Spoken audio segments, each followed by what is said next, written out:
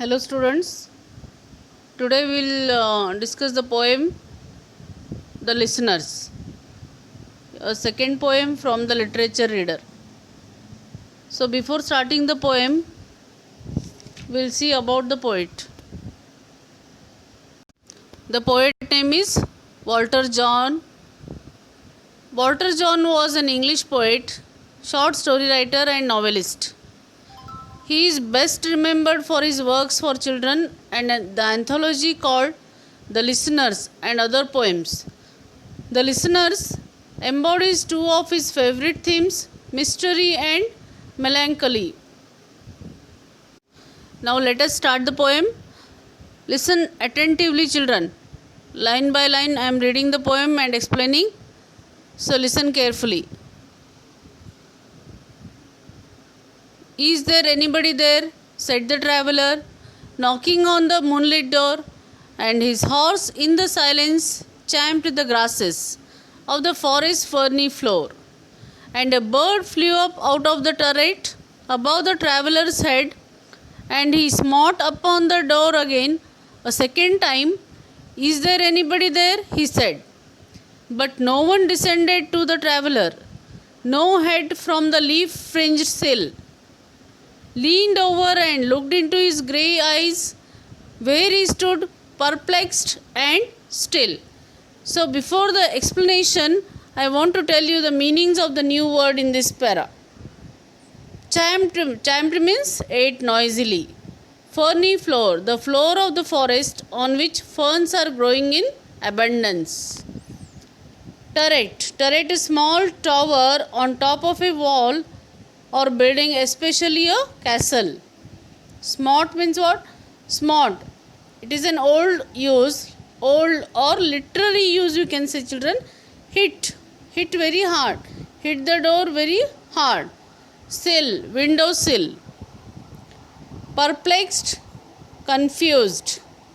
So these are some words, new words, which I have told you meaning. Now let us see the explanation of this stanza. An unnamed figure, the traveller, knocks of the door of a house in the moonlight, asks if there is anyone inside. The traveller's horse grazes in the quiet forest while the traveller waits for a response. A bird flies out of a small tower on the house and over the traveller's head. The traveller knocks again more forcefully. For that I have already told you the new word, smart. Smart means what? Hitting very hard. The traveller knocks again more forcefully and repeats again his question. No one comes down from the house to meet him. However, no one even leans out of the window, the sill of which is covered in leaves, to look at him. He stands in place, puzzled the lack of an answer. Now the poet is, the traveller is confused, perplexed. So he stands in place, puzzled in the lack of an answer. No one is answering there, and he is going on asking the question, is there anybody there? Now we will see the second stanza, children. But no one descended to the traveller. No head from the leaf-fringed sill leaned over and looked into his grey eyes, where he stood perplexed and still. But only a host of phantom listeners that dwelt in the lone house then stood listening in the quiet of the moonlight to that voice from the world of men. Stood listening in the quiet of the moonlight to that voice from the world of men. Stood thronging the faint moonbeams on the dark stair that goes down to the empty hall. Hearkening in an air stirred and shaken by the lonely traveller's call. So now I will explain about this stanza. Second stanza. Let us see. Inside the house, is a group of ghostly beings. These listeners stand in the moonlight as they listen to the human voice coming from outside. The ghostly beings crowd around the staircase onto which moonlight strikes as the quiet atmosphere in the empty house is disturbed by the sound of the traveler's lonely voice. And this is the empty hall you can see on the screen, and the stairs and the door on which the moonlight strikes. And he felt in his heart their strangeness, their stillness answering his cry. While his horse moved, cropping the dark turf, neath the starred and leafy sky. For he suddenly smote on the door even louder and lifted his head. Tell them I came and no one answered, that I kept my word, he said. So in this new words we can see cropping. Cropping means biting off and eating the tops of the plants, grass, etc. So horse is grazing here, and one more new word for that graze, no, they have used the word cropping. And neath, that is the old literary use. We say beneath. Beneath means what? Down. Neath. And one more old use, one more word is there, spake. Spake, now we say speak past tense, spoke. But in olden days, old use of English, spake. Now let us see the explanation of this stanza. Listen carefully, listen attentively, children. Outside, the traveler senses a strange presence in the silence that meets his question. His horse, undisturbed, continues to graze in the dark forest. The sky above, full of stars and obscured by trees. The traveler suddenly beats on the door once again, even more loudly than before.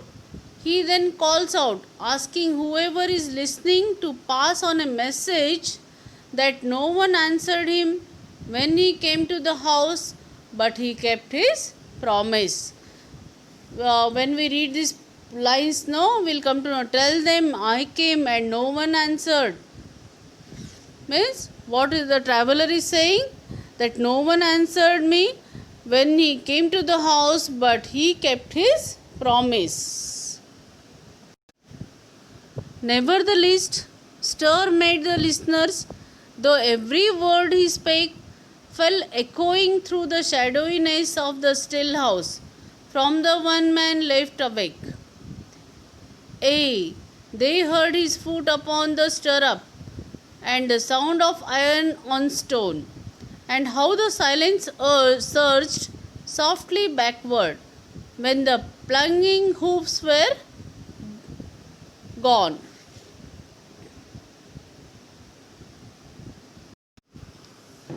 In this stanza, last stanza, the listeners don't make any motion in response to this, in response to the traveler's words. The traveler's words coming from the only living person around, the phantom listeners hear him jump up. The phantom listeners hear him jump up onto his horse, and then the sound of the horseshoes on the stone path as the traveler rides away. So here they heard his foot upon the stirrup. I just read the lines. The meaning of that line is the phantom listeners hear him jump up onto his horse, and then the sound of the horseshoes on the stone path as the traveler rides away. The silence of the forest quickly returns as the sound of the horses' forceful riding fades away. Means last two lines, children. And how the silence surged. Surged, already I have told you meaning of surged. Moved quickly in a particular direction. So who moved quickly in particular direction? The silence of the forest quickly returns as the sound of the horse forceful riding fades away. Slowly it vanishes, fades away. So here we complete this poem. Poet is Walter John. I hope you all understood the poem. Now I am going to give the worksheet. Complete that and file it and keep. Write in A4 sheet.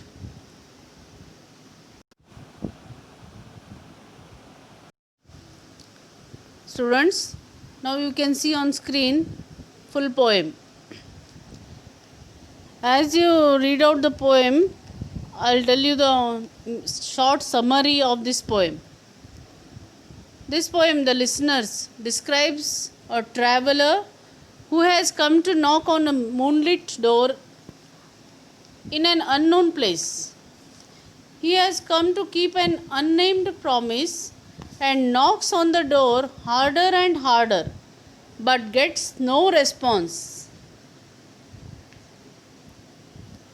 The traveler finally leaves, but the listener remains. The theme of the poem is the place of a man in a universe which is far greater than he and which he can neither connect with or nor understand. It focuses on man's state of isolation and disharmony with the natural world.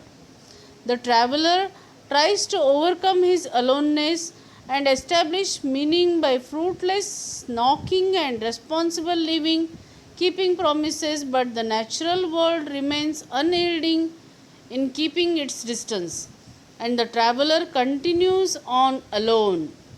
This is the theme of the poem. Now I have told you summary also and the theme of the poem also.